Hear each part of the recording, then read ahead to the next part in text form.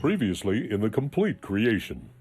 The St. David's Gorge comprised some 6,100 feet of the 37,000-foot Niagara Gorge. So about 1/6 of the entire length of the Niagara Gorge was probably excavated in days.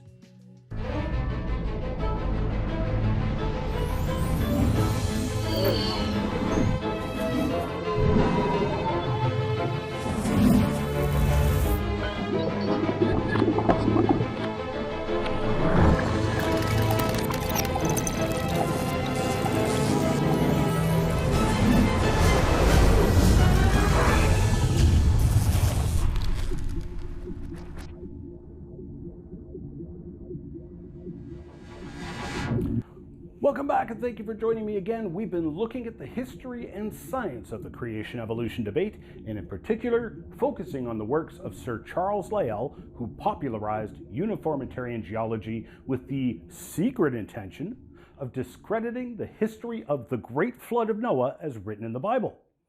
Focusing on his works is important, I feel, for a number of reasons, not the least of which is that I guarantee that of those of you watching this video series, the high 90s percentile, quite probably 100% of you watching this video series have been influenced by this man's ideologies.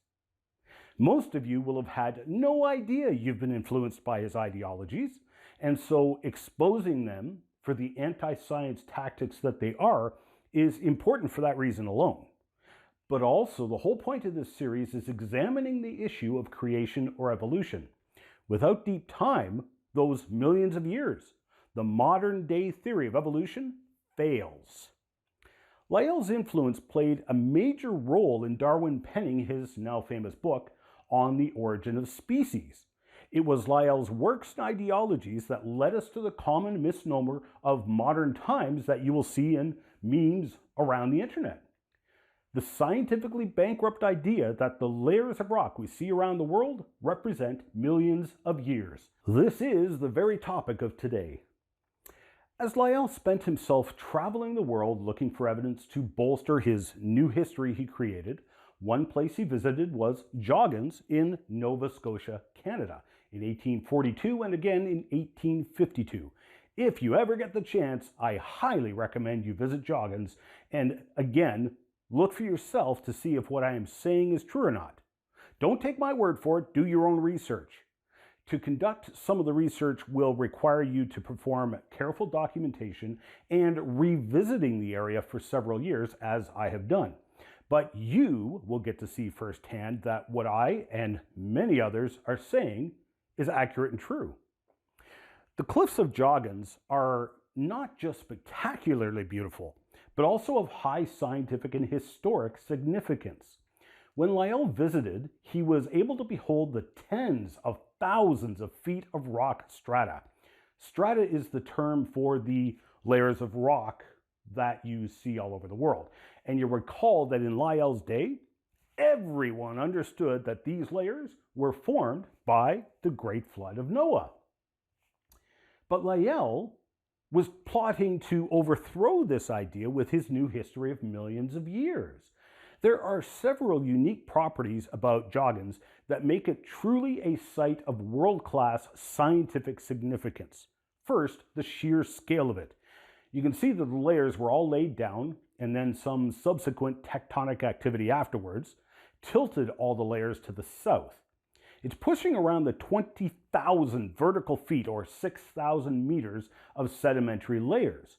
So by walking down the beaches, you can study and examine every single layer in this massive pile of rock. Secondly, Joggins happens to be situated at a prime location for the highest ocean tides in the world, on the shores of the top of the Bay of Fundy. The tides go up and down by as much as 50 feet or 16 meters. It is truly a sight to behold, and when you visit, you better behold high tide from somewhere other than the beaches, lest you find yourself, dead. As a result, the waters lapping at the cliffs continually erode away the cliffs, in some places eroding as much as several feet per year. Thus, new rock is continually exposed, rock and fossils. So the cliffs are continually shedding rock onto the beach and into the oceans. So when you go there, don't do what my buddy Tyler here is doing, okay? He's just standing there, right at the base of the cliffs where rocks are going to fall, staring at one of the fossil trees in the cliff, and he doesn't even have a helmet on. I'll bet you high tide is coming in too, and he's not even running. So just, stay away from the base of the cliffs, or at least wear a helmet. Those cliffs continually shedding rock continually expose new fossils. And what a fossil treasure trove it has been. The most important fossil that we will focus on here is the numerous fossil trees buried upright. These are what caught Lyell's attention the most. As you can see, these trees are buried vertically, cutting through multiple layers of sediments. And some of you will immediately grasp the significance. If those rock layers equal millions of years as we are taught, you've got a real problem here. How on earth is a plant going to stick around for millions of years while it slowly gets buried? But it gets far more interesting. These are not actually trees.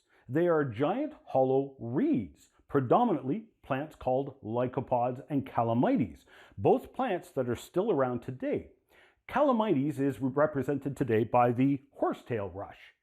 You've probably even seen them yourself. Now today they might grow as tall as maybe 3 feet or 1 meter. Yet in the fossil record and visible in great numbers of the Joggins fossil cliffs, they are preserved some 60 feet tall, the height of 2 telephone poles. The lycopods are basically represented today by the club moss, a plant that grows right here in Ontario and may get to be as tall as 16 inches or so. Yet in the fossil record, that same plant has been found as much as 120 feet or 35 meters tall. What on earth is going on there? Why were these plants so huge? Now, it's an excellent question that we shall get to in a later lecture, but for the moment, let me just state that this is commonplace in the fossil record.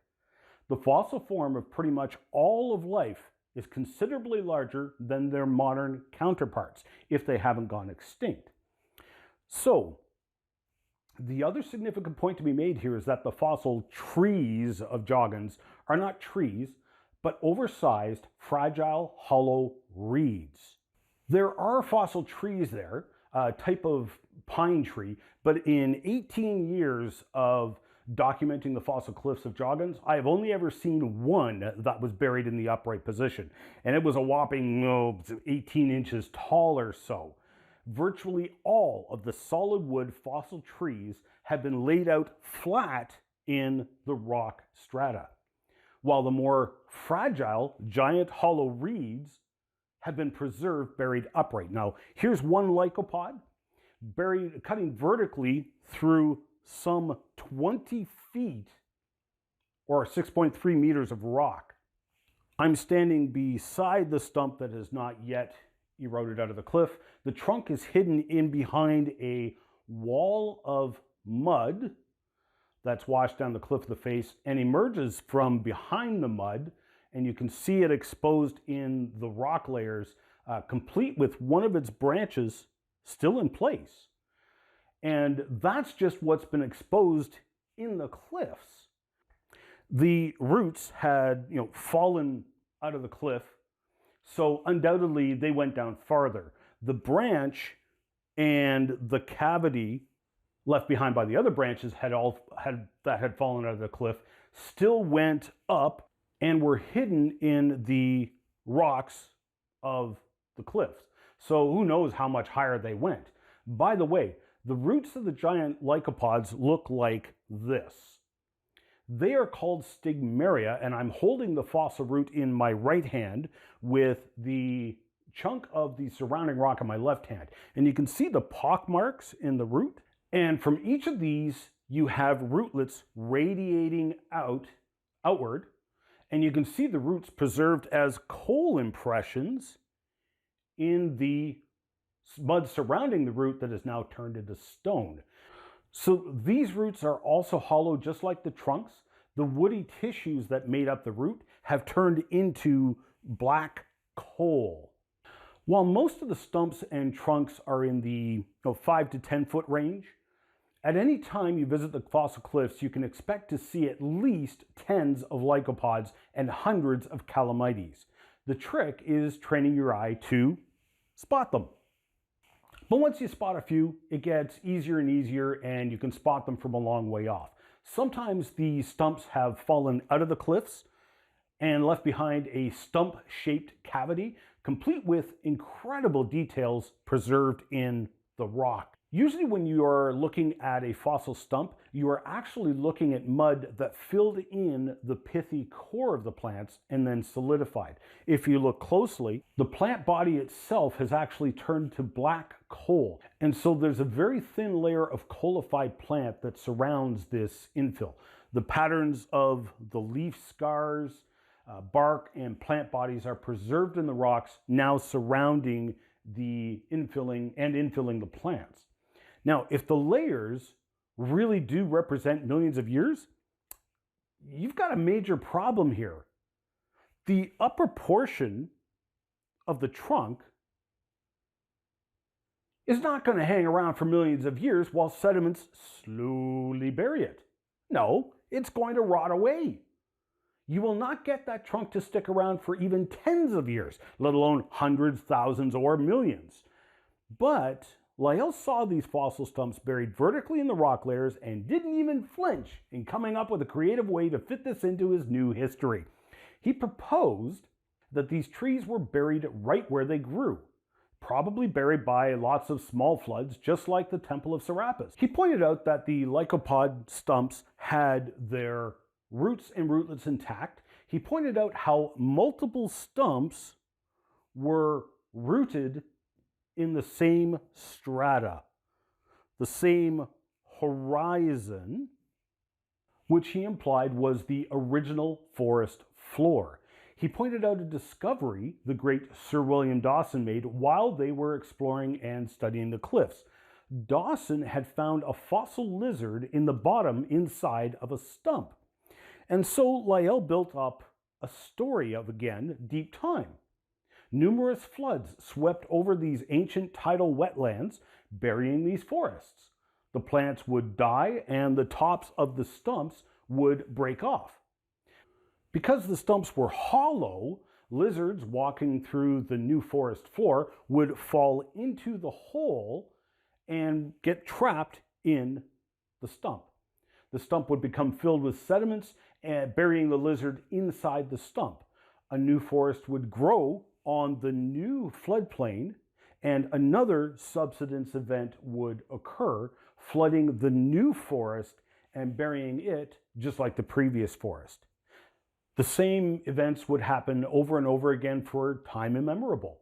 It all turns into stone, fossils, and coal, and the land rises again, just like the Temple of Serapis. And in this case, the land rose again and also tilted the whole stack to the south. And now you can walk the beaches and study at least 60 different forest horizons that were buried by the modern estimations of over 10 million years. Now, that's a wonderful story, but does it stack up to the evidence? In general, Lyell's observations were correct. There are, however, numerous exceptions to his evidence and numerous problems with his story. There is also a pile of evidence he most likely did not see because you would have had to revisit the cliffs over many years.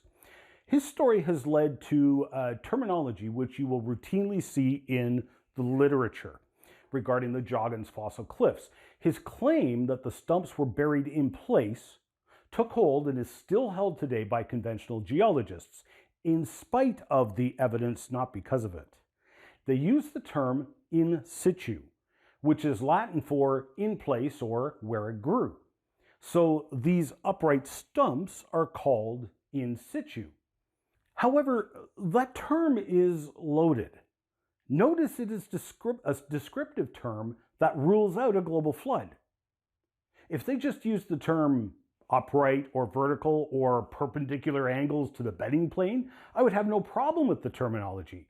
But in situ is an interpretation, not a description. Instead, I will use the scientifically accurate term, which was actually coined by creationists and does not have any preconceptions attached to it. It is strictly factual. The term is polystrate. The composition of the word is poly, meaning many, and straight for the strata of rock the fossil cuts through. The fossil goes through many strata. Now, this terminology does in fact include true in situ finds and excludes nothing except fossils which aren't crossing lines of strata. The terminology also includes fossils other than plants. For example, fossil bones can be found polystrate. So, are these polystrate stumps in situ fossil forests, or were they buried there by a great worldwide flood? Well, I'd like to first point out that the current conventional thinking is that it was the land subsiding beneath the ocean, and these floods were basically tidal plains. I agree with them on the tidal plains part, but come on, guys. You're talking about some 20,000 feet of sedimentary layers.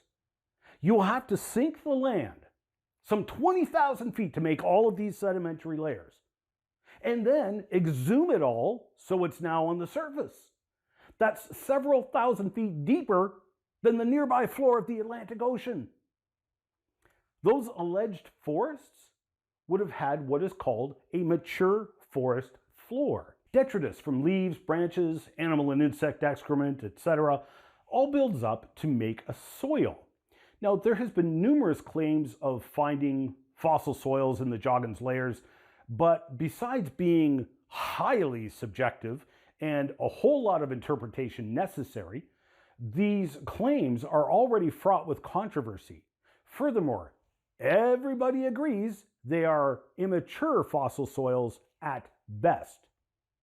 Deep time geologists and young Earth creation geologists all agree there are no mature fossil soil horizons preserved in any of the Joggins stratal, let alone at the root horizons of any of the alleged fossil forests where you would expect a mature soil horizon.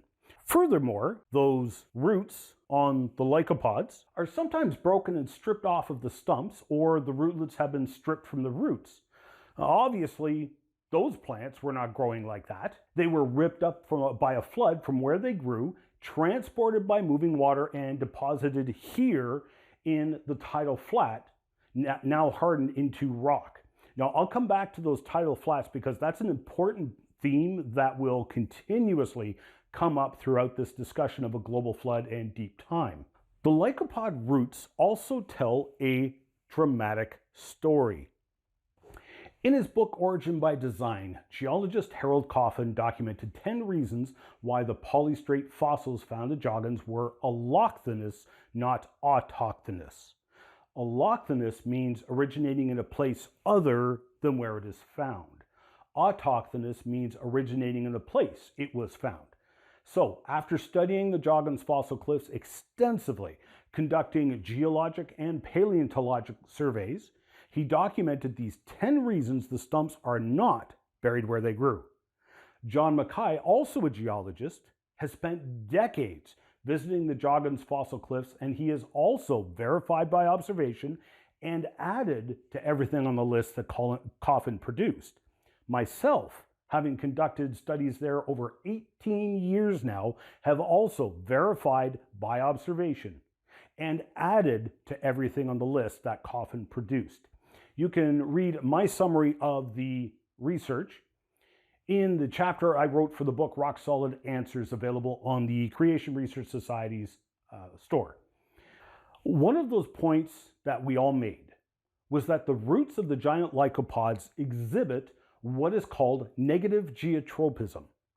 In other words, when you do find intact roots, the roots do not go down deeper into what would have been the soils or sand. Rather, the roots go up.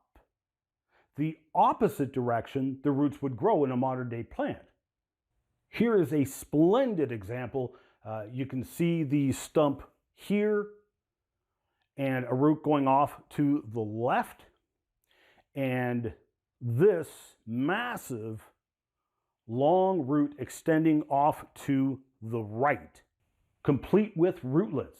When you factor in the slope of the layers, you can see that the root leaves the stump going down and then bends back and points up, even coming above what would presumably be the forest floor. This negative geotropism indicates that the roots were being buoyed up in water and mud, floating, not growing down into the ground.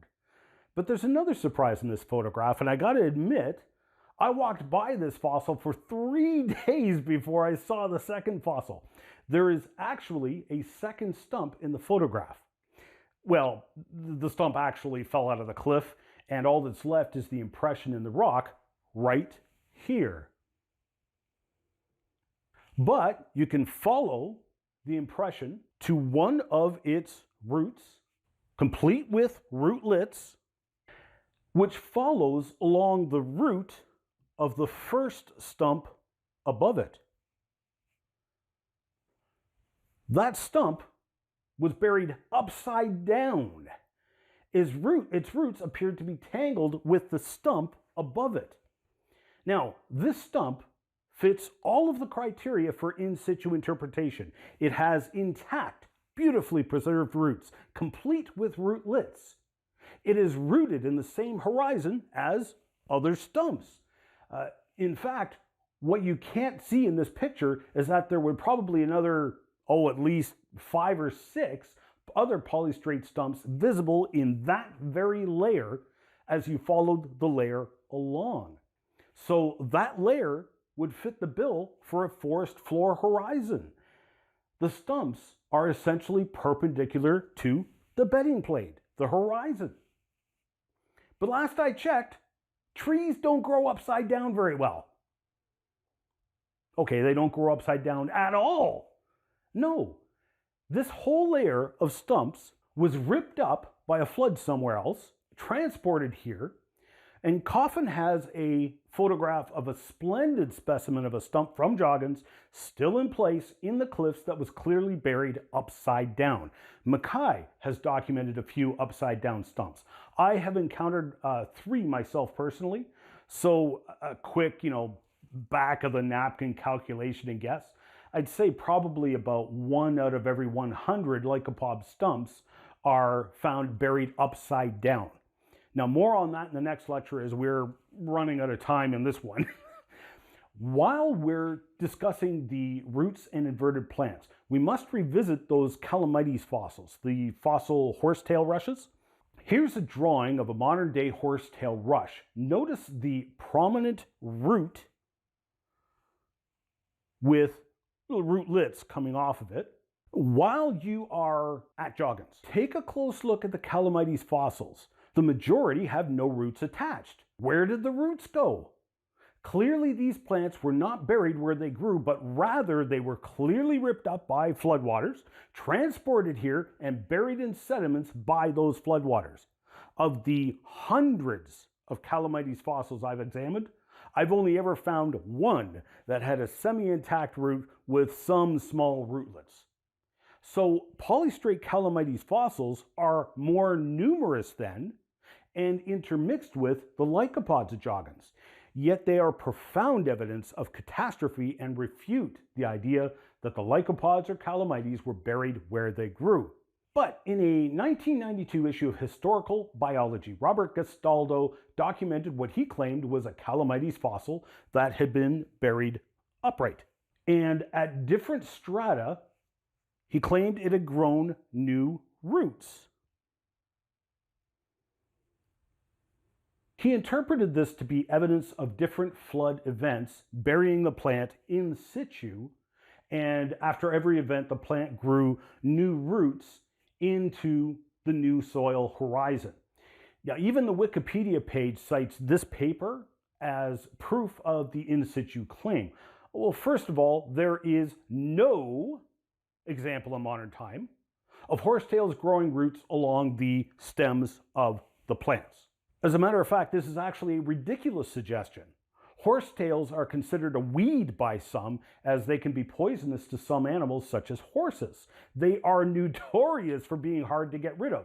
Why? because this plant, though only growing maybe 3 feet tall, often has roots extending down 10 feet or 3 meters underground. Some have grown roots as deep as 20 feet or 6 meters underground.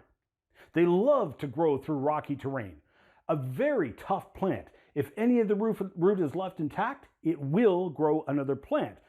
What are you going to do? Dig up your entire backyard 20 feet deep to get rid of all the roots? So now, to suggest that the fossil form of this same plant grew new roots along the stem segments, where the plant has never been observed to grow roots, all because the sediments got a whopping few inches deep, it's a ridiculous suggestion, frankly. But let's take a close look at a modern-day horsetail reed.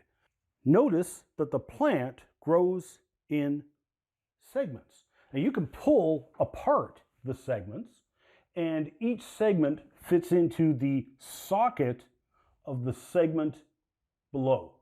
So the socket openings are pointing up on the modern day plants. Yet in Gastaldo's example, judge for yourself, but it sure looks to me like the giant horsetail reed in Gastaldo's photo has the stem sockets pointing down. In other words, these roots don't appear to be roots at all, but rather the whorls of the branches, as we see in the modern form, and the fossil plant has instead been buried upside down. But nevertheless, let's give him this argument. Let's say that this highly questionable interpretation is actually correct. Excellent! As has been acknowledged by Gastaldo himself and just about everybody else, this is the only example in the entire world of a fossil polystrate plant with roots regenerating at different levels. Coming up in the next complete creation. The compression is the norm in the fossil record. Take, for example, Coelophysis here. Excavated from Ghost Ranch, you'll notice that this dinosaur is about the size of a dog, but it is no longer the thickness of a dog. You can catch the entire series in a variety of ways. You can watch the show online at www.completecreation.org or www.genesisweek.com. You can also purchase the Complete Creation series in full high definition on Blu-ray or video on demand at completecreation.org. Or support the Miracle Channel with a monthly tax-deductible donation and access the entire Complete Creation series in high definition through Corco, Miracle Channel's video on demand service. We need your support to keep this program on the air, so please pray for us. And if you wish to financially support the program, Canadians can make a tax-deductible donation to Core Ottawa, Canada North Post Office Box 72075, Ottawa, Ontario, Canada, K2K2P4. Or you can make a donation via PayPal online at ianjuby.org/donations. And thank you for your support.